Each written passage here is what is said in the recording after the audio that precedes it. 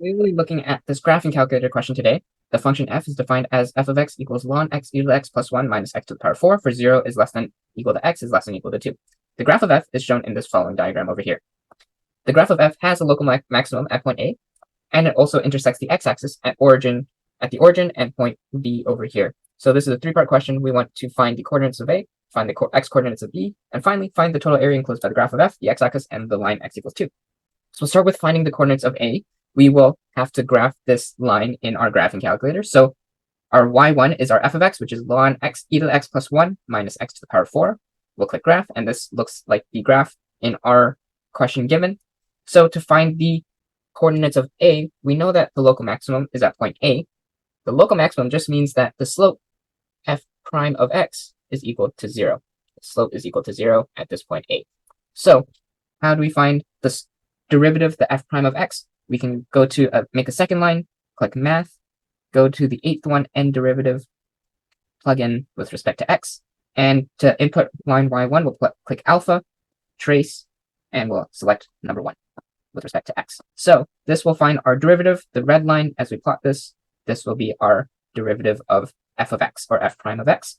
To find when f prime of x is equal to 0, we can click trace, and then we can click calculate and look for 0, option number 2. We'll select the red line, and our left bound will be right before the 0, the x-intercept, and our right bound will be right after it. We'll click enter to guess, and this will find that our x is equal to 0.709. So we know our x is at 0.709. Now we need to find out what our y coordinate is. So to go back to this, we'll go to graph, trace, and then now we can just type in 0.709 for x, and it'll find that exact coordinate. So our x is 0.709, our y is 0.640. So the answer for part A is 0.709, 0.640. Okay, so now we have to find the x coordinate for B. So the x coordinate for B is right over here. So this is when our blue line, our original f of x, hits the x-axis.